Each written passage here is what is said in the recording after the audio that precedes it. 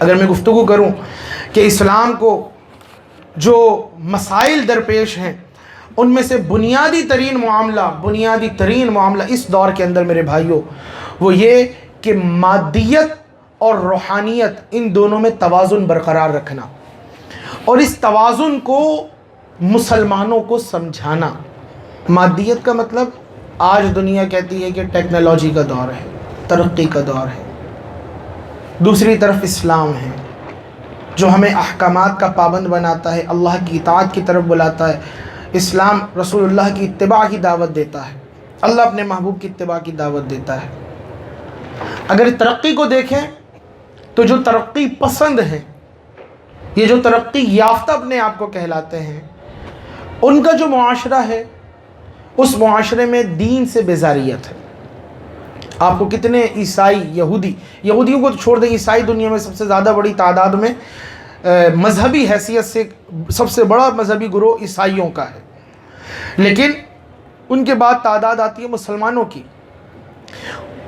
قبولیت اسلام کے اعتبار سے یا مذہب کو قبول کرنے کے اعتبار سے سب سے بڑا مذہب اسلام ہے، لیکن گروہی اعتبار سے سب سے بڑی تعداد عیسائیوں کی ہے، پھر عیسائیوں کے مختلف فرقے۔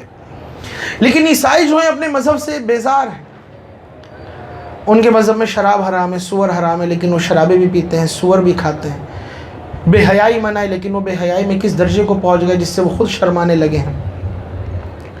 تو ایک طرف مادیت ہے، دوسری طرف روحانیت ہے۔ اگر مجرد روحانیت کی طرف آؤ، اسلام کی طرف آؤ، تو کہتے ہو آپ ہمارے ساتھ نہیں چل سکتے، ہمارے ساتھ کھڑے ہونے کے لیے آپ کو ہمارے جیسا چولا پہننا پڑے گا، آپ کو ہمارے جیسا طرز عمل اختیار کرنا پڑے گا۔ اور اگر مادیت کی طرف جائیں تو پھر یہ اسلام والے جو ہیں، یہاں پر مجرد اگر مادیت ہو تو پھر اسلام جاتا ہوا نظر آتا ہے اپنی ذات سے، ایمان کمزور ہوتا ہوا نظر آتا ہے۔ پوری مسلمان برادری کو یہ معاملہ درپیش ہے، جو بچہ پیدا ہو رہا ہے یا جس نے دنیا میں آنا ہے اس کو بھی یہ مسئلہ درپیش ہے کہ جب آئے گا تو ایک طرف یہ دنیا کی رنگینیاں ہیں اور دوسری طرف روحانیت یعنی اسلام ہے۔ ان دونوں میں توازن کس طرح رکھیں؟ ہم دور نہ جائیں، اپنے خاندان، اپنے گھر، اپنی ذات کے بارے میں غور کریں کہ میں ان دونوں میں کس طرح بیلنس رکھا ہوا ہوں، یا یہ معاملہ افراط و تفریط کا شکار ہے۔ بات آتی ہے مذہب، جب بات آتی ہے دنیا کی، وہ دنیا کا کوئی بھی معاملہ ہو تو ہمارا حال کیا ہوتا ہے، اور جب بات آتی ہے دین کی تو ہمارا معاملہ کیا ہوتا ہے۔